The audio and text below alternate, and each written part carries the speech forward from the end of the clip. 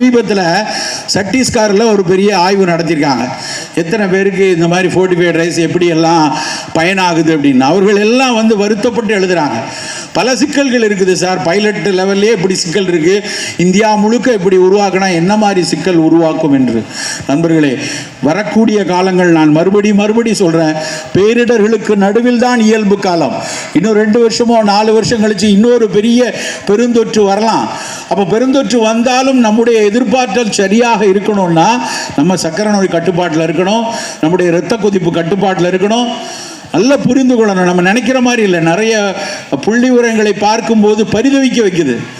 கிட்டத்தட்ட 15% மக்கள் தமிழ்நாட்டில் சர்க்கரையிலையும் இரத்த கொதிப்புலையும் இருக்காங்கங்கிறாங்க.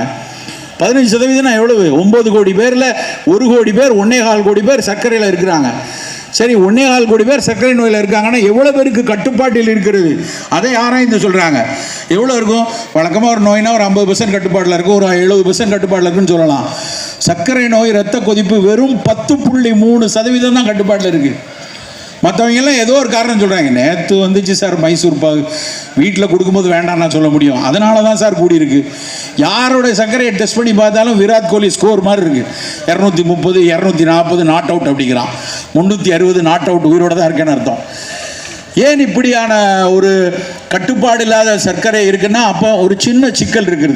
எப்பொழுது சர்க்கரை கட்டுப்பாட்டில் இல்லையோ அப்போ அவருடைய நோய் எதிர்ப்பாற்றல் குறைவாகத்தான் இருக்கும். நாம் எந்த சிகிச்சை வேணாலும் எடுத்துக்கலாம், நவீன மருத்துவமோ ஆயுர்வேதமோ சித்த மருத்துவமோ வேறு எந்த மரபு முறை மருத்துவ சிகிச்சை வேணாலும் எடுத்துக்கொள்வோம். ஆனால் எண்கள் கட்டுப்பாட்டில் இருக்கணும்.